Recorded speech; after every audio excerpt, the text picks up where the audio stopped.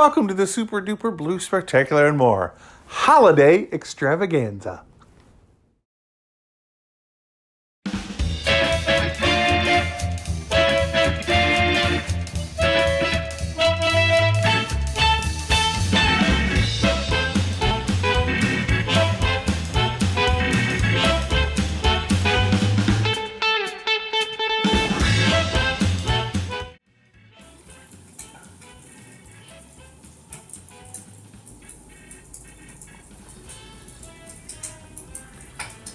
Oh, yeah, that's nice.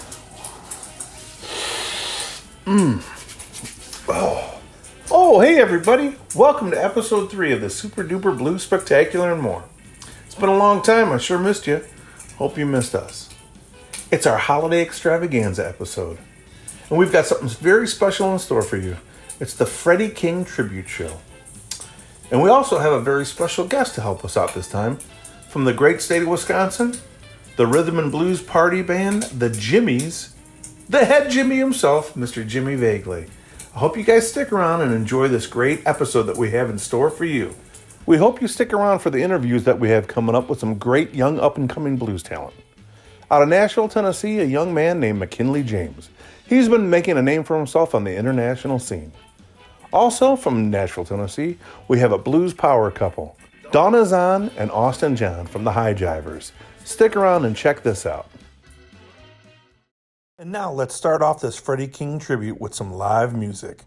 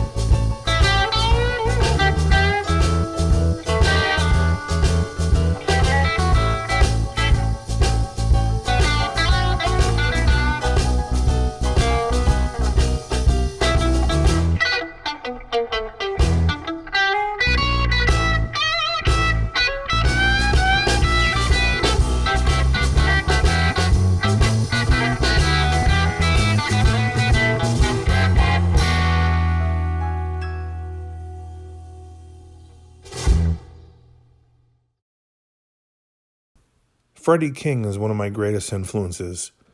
He was a powerhouse player and as soulful as it gets, and I wish I could have seen him live.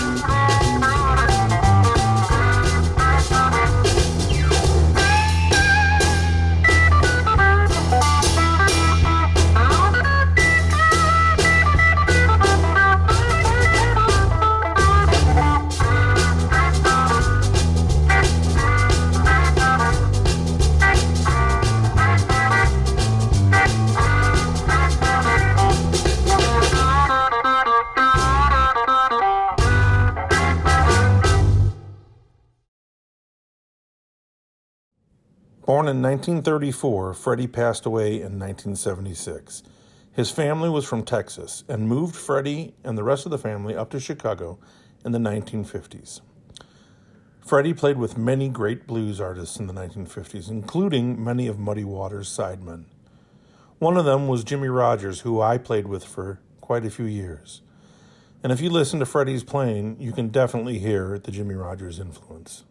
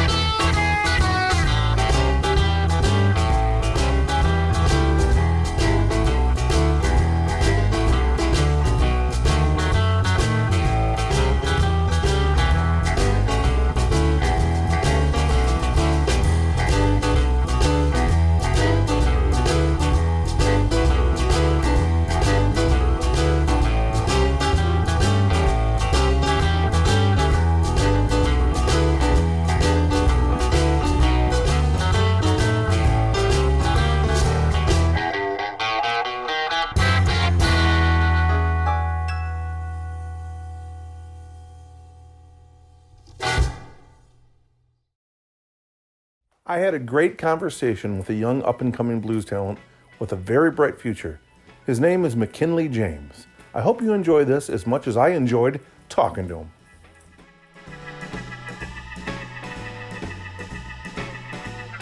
Tell these people who you are, where you're from. Okay, so my name is McKinley James, and I'm originally from upstate New York in the Rochester area. And about 3 or 4 years ago, I moved down to Nashville, and I'm 100% don't regret it. It's just one of the best things I've ever done. All right, how old are you, man? This is important. 18. 18 years old. And you've been doing this for playing music out live for, I think I first heard of you 2 years ago, maybe? Yeah, I think because Ryan James was telling me about you. And actually, yeah. No, I actually saw, I vaguely remember it, but my dad took me to see you guys. And I think it was with Mike Ledbetter, too, at the Dinosaur in Rochester. Oh, wow. Probably 2010, maybe. So early, quite a few years ago. You have a pretty famous dad, man. Let folks know who your dad is. So his name is Jason Smay. He's played for Los Straitjackets, J.D. McPherson, and he actually subs in sometimes with the High Drivers, around town stuff. Nice. And just real traditional style drummer. He's one of the baddest shufflers out there right now, man. And I recently saw you play drums and blew my mind, and you were killing me, man. Oh yeah, that was Motovlot? Is that the name? Yeah. Of it? Yeah. So, but your main instrument is guitar, but you also play organ too, right? A little bit, yeah. Definitely guitar and vocals is main thing. But I actually started off on Hammond. I was about 9 or 10, and I saw a video of Booker T and the MGs backing up all the stats, review overseas, and it sounded like a DVD, and I saw that, and I was like, man, Steve Cropper's so cool. And then I got into Link Ray, and then I got into more of the roots music, like blues and soul stuff. Was there something about the blues stuff that you heard that specifically led you into playing? Because I hear a lot of blues tunes. I'm watching your videos that you guys are posting during the quarantine, and, and you're just all over the Freddie King stuff now and Magic Sam, and yeah, it's I think really got me into it was Link Ray stuff and the Booker T stuff was cool, but my dad always had Muddy Waters records, Howlin' Wolf records, and actually he got me a live, I can't even remember what the name of it is, but it's live Magic Sam. It's him with a white Strat on it. And I've never listened to it, but I just seeing that, and then I'm hearing more about that, and my guitar teacher was a big fan of the early Paul Butterfield stuff. So then I got into Chicago stuff through that, and then it kind of just spread out through that. Well, what do you feel when you're playing anything? It doesn't have to be blues, but is there something similar to that makes you want to do this? Totally. It's if I hear a record that day, or even just starting off, just I don't know, it's the tone really, especially because I really started listening to this band, the Paladins, early on. It was one of my first records I ever got. And the first Paladins record, love the Paladins. It's man, I don't know. It's just the way the phrasing's so cool, and being able to not recreate it, but do that kind of stuff on my own. It's kind of oh man, this is addicting. You learn something, and it's kind of oh man, I can do this, and it sounds cool. Well, I think it sounds cool, but it's just being able to do something with the sound, or I don't know. It's kind of the electrifying, kind of thing you're describing. It's just man, it's a drive or something like that. Do you see yourself as someone trying to carry this on to expose more people to roots music and blues music, and how can we get more young people involved or even exposed to this kind of music? I don't know. I guess, yeah, kind of to a degree, yeah. Kind of keeping all the roots music alive, definitely. what does keeping this music alive mean to you? Like, what is important about blues to you, and keeping a younger audience interested in it, and even exposing a younger audience to it? What does it mean to you? I hope it stays, relevant. And, I'm not sure who's going to be, is it going to go away? Or, is it just going to, like, people are going to forget about it? I think it's, if it stays alive, I think that'd be cool, because it's definitely a genre in music that, I think should not be forgotten about. Do you feel any responsibility? I guess to a degree, I like playing blues music, and I'm in two, I have two for fun bands around town in Nashville that just play, traditional stuff.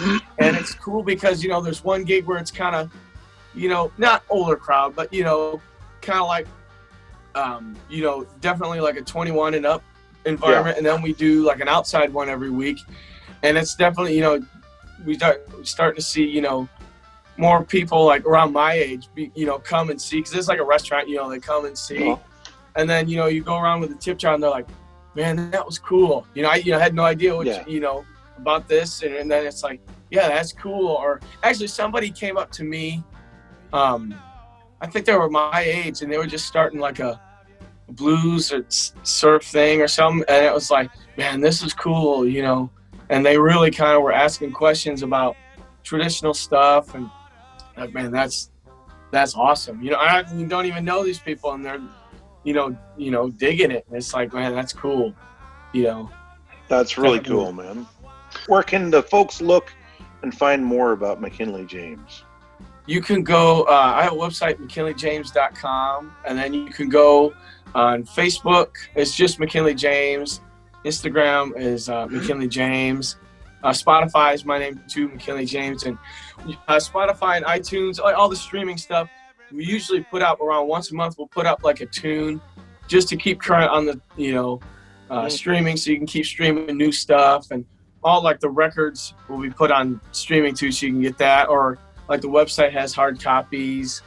So you got your merch page all set up so these people can come on. Totally. They watch this interview and buy all your records and T-shirts and beer mugs, awesome. And whatever, your fly swatters and. Yeah.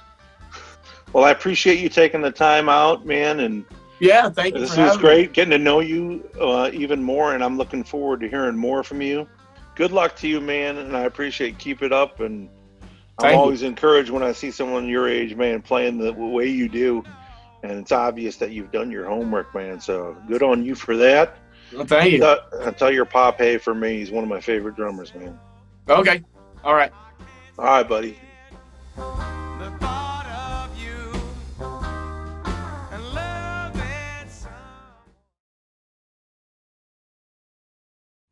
After many unsuccessful attempts to record for Chicago labels, Freddie signed with King Records and its subsidiary label Federal Records in 1960.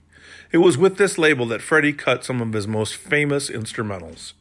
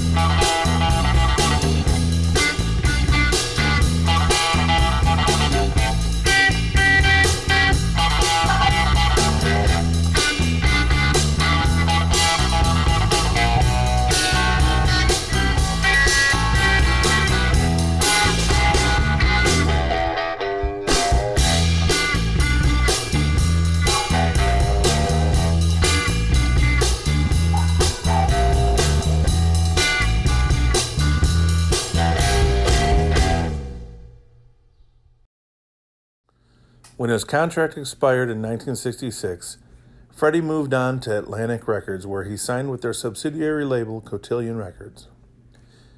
After that, he moved on to Leon Russell's Shelter Records, where he recorded 3 great records. And finally, Freddie recorded for RSO Records until his untimely death in 1976 at the age of 42.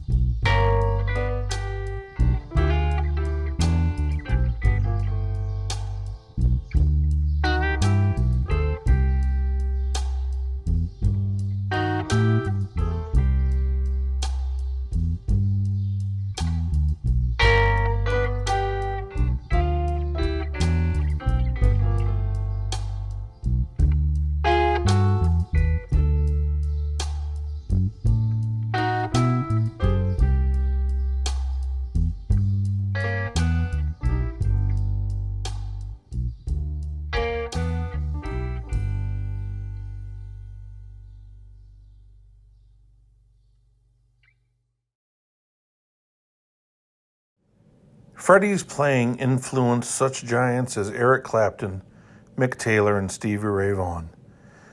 But it's way beyond that, and it goes much further. If you look at some of today's greatest blues artists, I'm sure they'll tell you that Freddie King had a huge impact on their playing.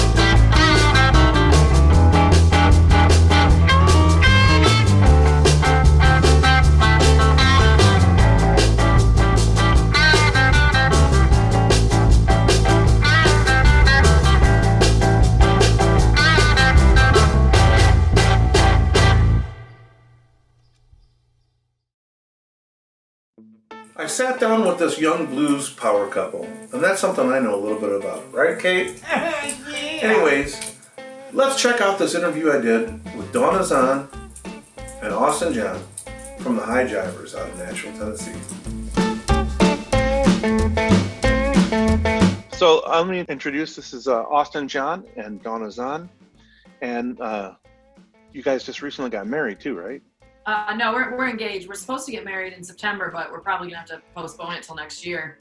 Well, congratulations on the engagement, and Thanks. it'll be awesome. So tell the folks about you, where you guys are from, and let them know where you're at now. You know. We're both from upstate New York, near Syracuse, a place called Auburn, New York. We went to high school together. We didn't really know each other that much in high school, but Austin was a little bit younger than me. yeah. Yeah. But after high school, we both had our own bands for a while. He had a trio where he was actually the lead singer. A lot of people are surprised to hear that. And then he started playing as a second guitar player in my band. And then we started dating after that. And 6 months into dating, we were like, let's move to Nashville, quit both bands, and start a brand new band. So that's ambitions. Yeah. A little bit, yeah. What led you guys to blues? What was it about blues for each one of you that you said, man, I got to do something with this. I got to know more about it. Yeah, for me, it was my mom loved Stevie Ray Vaughan, and she gave me a Stevie Ray Vaughan CD one day. Like most people that heard that, it kind of changed their whole world about hitting. Because before that, I was playing guitar, but I was playing, like classic rock or something that interested me at the time. But when I heard that, it was like a light went off. I was like, what is that? And I heard Jimi Hendrix's Red House at the same time, but I didn't know what that was, at first. I was just like, wow, that's really cool, whatever that is, when I was younger. But then once I heard Stevie Ray Vaughan, it was just trying to figure out where he got it from. I was like, okay, well, if he came up with this, then who was he listening to that led him, to play so good? So then, I've been doing that ever since. That's been 10 years ago. Working your way backwards. Yeah. And it's, yeah.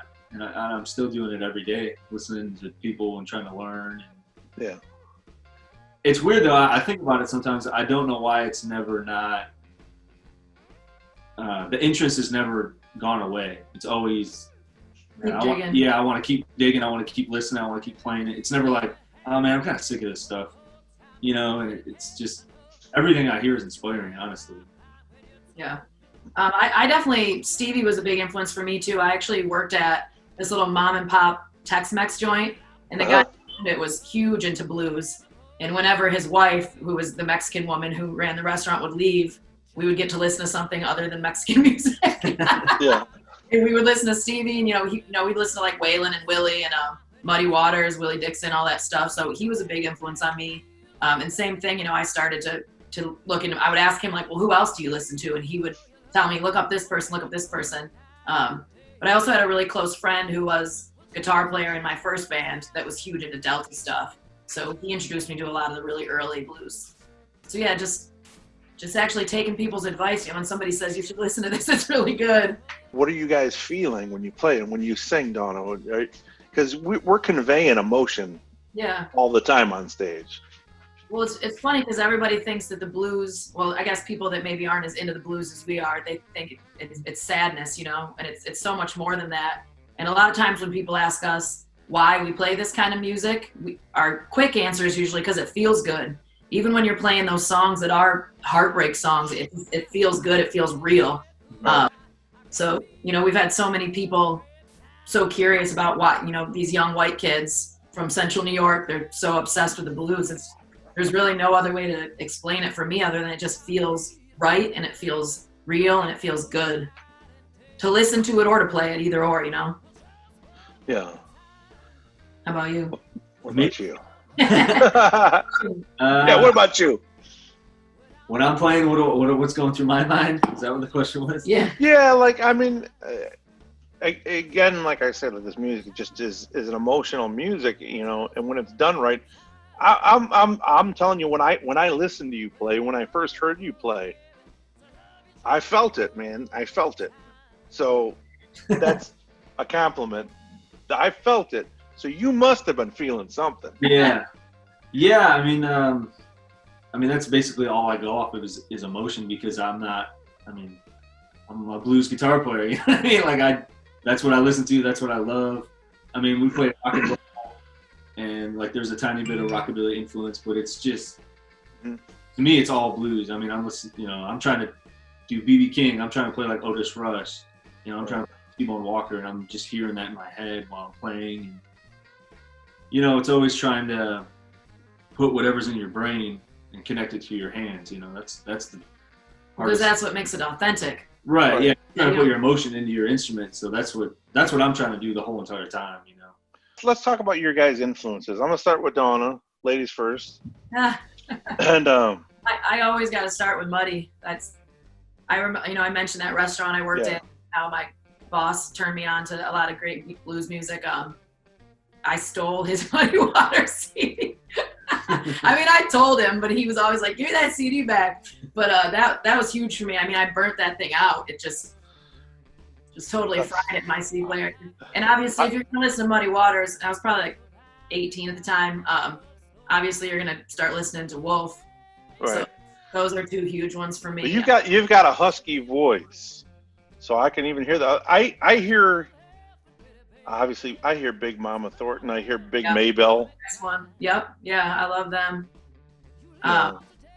I mean, I love listening to like Little Walter and Jimmy Reed and stuff too, and their style of singing is a lot different than mine, but it's important. Your interpretations of them, the songs that I've heard you guys do, is great, and it's unexpected hearing it from a female perspective, and coming from your voice too, and I liked it. Well, thank you. I get a lot of slack for my voice. There's a lot of people who don't dig it and they don't like it, but going back to what we were talking about earlier, I gotta sing the way that feels real and right to me. So I ain't gonna change for nobody. My favorite guys are like Jimmy Vaughn. I really love people that put space in their guitar playing now. Like yes. When you first start playing, it's all about how many notes you can play. And now, to me, it's about how many notes can I not play. Right. So, people like Johnny Guitar Watson, Jimmy Vaughn, Anson Thunderbird, T-Bone Walker, Pee Wee, Hollywood Fats. Yeah, he's probably. Kid Ramos, Junior Watson, the West Coast blues is some of my favorite with the reverb. But yeah, that's kind of where I draw from. Otis Rush, he's like whenever I play my Strat, which is kind of all the time, but that's what I want. That's what I want to sound like is Otis Rush. His first Cobra. Hey, I really appreciate you guys doing this, and thank you so much for taking the time out to do this. Yeah, we look forward to seeing you in the real world, man. Yeah, absolutely, and good luck in the future. I know we'll see each other again soon and be out there, but keep doing what you're doing and let the people know that you're out there. I love watching and catching up. I like Austin, man. Every time you keep doing one of those little guitar things on Facebook, I've been watching, dude. I've been checking it out. I'm digging it, bro. So keep it up.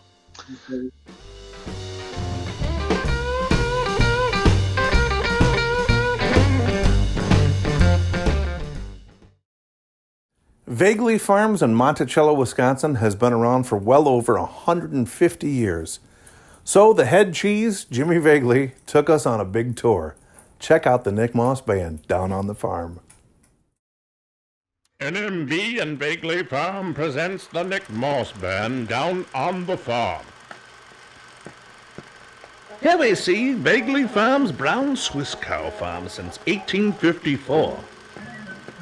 Hey, look who's yonder. Is that Jimmy? Hey, fellows, welcome. Welcome to the farm. Look how busy we are, but we also have fun. Look at this cute little fella. And how about this cute fella? But it's not all play. Hey, Patrick, let me show you how we do work here on the farm. It's quite simple. See? Now you try. Great, Jimmy. Oops, oops, oops, oops. Oh, man, this is hard. Oh, you mean like that? Great job, Pat. Oh boy, this is kind of hard work. What have I gotten myself into? Ah, this is more like it. Leisure timed out on the farm. Hey, what are you doing? Get back to work, you loafer!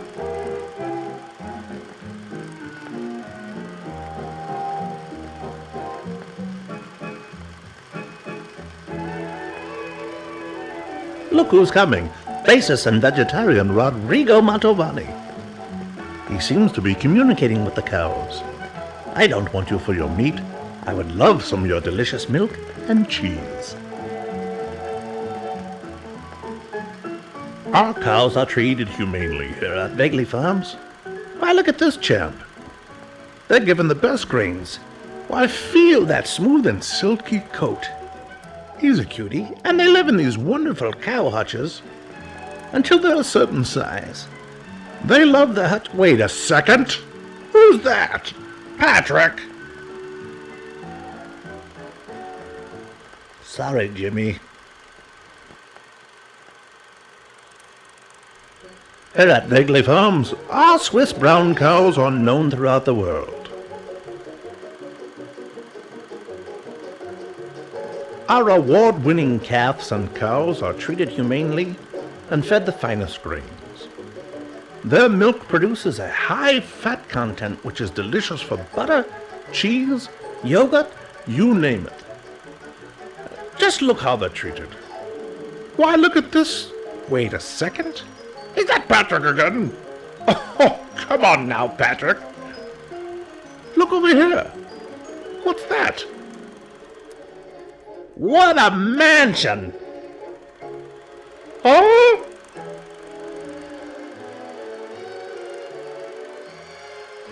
Let's see where the milk is produced. Look at that handsome cow. And how about these workers getting ready to get all that delicious milk from the Swiss brown cows of Vaguely Farms? Come on, Nick. Let me show you how it's done. Would you like to milk a cow, Nick?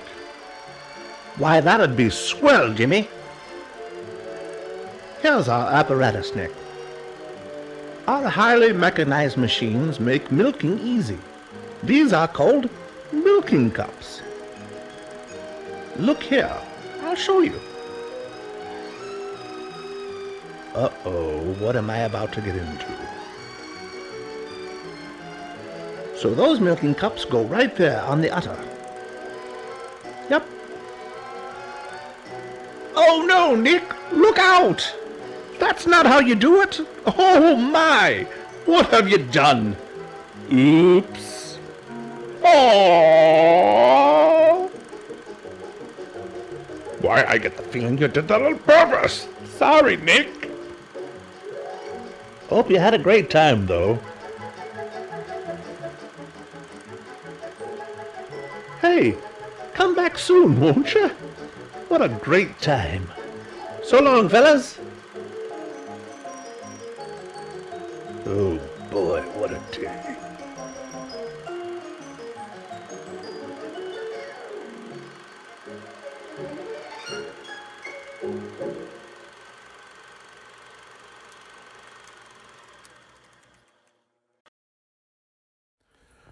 What are we waiting for? Let's get back.